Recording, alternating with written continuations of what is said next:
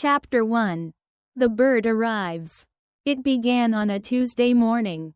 As many odd things in Betty Campbell's life did. Betty, 74 years old and proud of her spotless house and daily 9 a.m. coffee with cream and crossword, was just settling into her recliner when it happened. Thud. Then squawk. A bright green parrot was sitting on her windowsill, staring at her like it knew something she didn't. "Oh dear," Betty muttered. "Not again." See, this wasn't the first time Betty had encountered chaos disguised as feathers. Back in '92, a goose followed her home from the grocery store. It took 3 days and 2 loaves of bread to coax it out of the kitchen. But this was worse. The parrot hopped inside without an invitation and landed right on her favorite Afghan. "Hello," it squawked. Betty blinked. "Well, hello to you too." The parrot flapped, pooped on the carpet, and yelled. Bingo night. Chapter 2. Operation Lost Bird. Betty, being a woman of action, put on her walking shoes and headed to the Sunny Acres Retirement Community front office with the bird perched on her shoulder like a pirate's sidekick. "This yours?"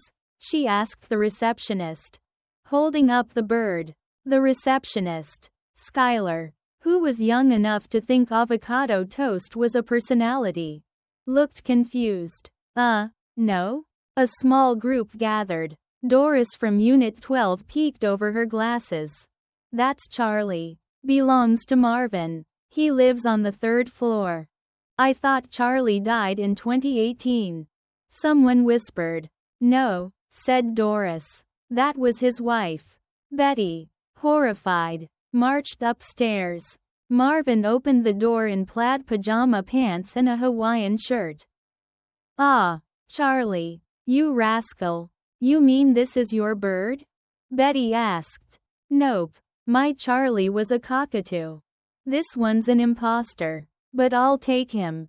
The bird bit Marvin's finger. "On second thought, maybe not." Chapter 3. Bingo night. Unable to find the bird's true owner and unwilling to let it starve, Betty took it home. She named it Earl, after her first boyfriend, who also yelled too much and left crumbs everywhere. Earl quickly made himself at home. He learned to say things like, "Give me a cookie," and "Turn off Fox News." Betty wasn't entirely sure if someone had trained him, or if he was just opinionated. That Thursday, Betty brought Earl to bingo night. "Can't leave him home alone," she told her friend Ruth. "He ordered 14 bananas on my Alexa this morning." Ruth giggled. "Sounds like your kind of man." The event was held in the community room, filled with card tables, decaf coffee, and enough red and blue bingo markers to color a barn. Earl sat calmly on Betty's shoulder until someone yelled, "Bingo!" Then Earl screamed, "Cheater!" Silence. Then laughter. From that moment on, bingo night was never the same. Chapter 4. The bird becomes a star. Earl quickly became a local celebrity. Residents took selfies with him.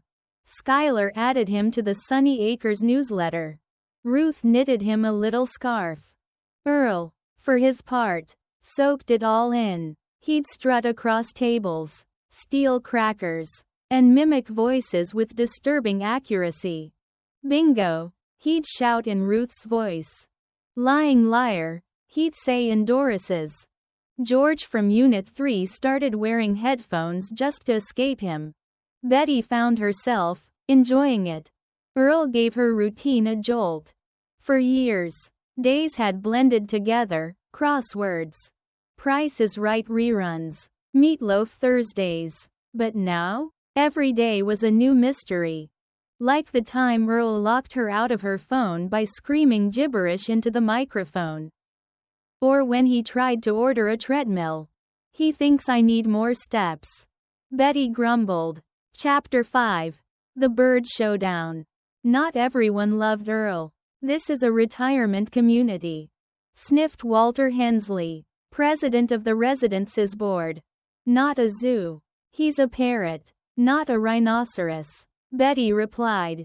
He disrupted my meditation class. He squawked, just breathe, very on theme. A town hall was called. 30 residents gathered in folding chairs as Walter stood at a podium. We must discuss the bird. He began. With great seriousness. Betty stood. You mean Earl? Who helped cheer up our friend Helen after her hip surgery? Who reminded George to take his pills? Who said, I love you, to Ruth and made her cry in the good way? The room nodded. And who? Betty continued. Might have accidentally activated Skylar's iRobot vacuum. But also saved Mrs. Epstein from falling last week? I'm not saying throw him out. Walter said. Just restrict him. Like, to his cage. He doesn't have a cage. Betty said proudly. Then I moved to get him one. The crowd booed. Someone yelled, let the bird stay free. Walter gave up. Chapter 6. The Goodbye, Almost. One Sunday morning, as Betty sipped her coffee, a knock came at the door. A young man stood there, holding a flyer. Hi, sorry to bother you. I think you found my grandmother's parrot. His name's Elmo. Betty's heart sank. Elmo, she repeated, quietly. He flew away a month ago when she left the porch door open. She's been devastated. The parrot peeked from behind a curtain. Cookie. It squawked. That's him. The boy's eyes filled with tears. Thank you so much. I'm here visiting. I'm going to surprise her. Betty nodded, trying not to show the lump in her throat. You want to say goodbye? He asked. She sat beside Earl. Well, Elmo, she whispered. I guess you've got people who miss you more than you drive them crazy. That's something. The bird tilted his head. Bingo night, he chirped softly. Yeah, she said, smiling. You were the prize. He nibbled her ear. Then he flew to the boy's arm and they left. Chapter 7. The Echoes of Earl. The next few days felt quiet. Too quiet. Betty returned to her crosswords and coffee. Bingo night came, but nobody called cheater. When George won twice in a row, it wasn't the same. But then, on the following Tuesday, a package arrived. No return address. Inside was a bright green plush parrot. Pressing its wing made it shout. Cookie, and bingo night. A note read. Grandma says thank you. You helped both of us more than you'll ever know. He still squawks about bananas. Love, Sam. Betty laughed so hard she cried. She placed the plush bird on the windowsill, where the real one had first landed. Life was quiet again, but not too quiet. And every now and then, she'd swear she heard a distant, ghostly voice echoing through the halls. Cheater.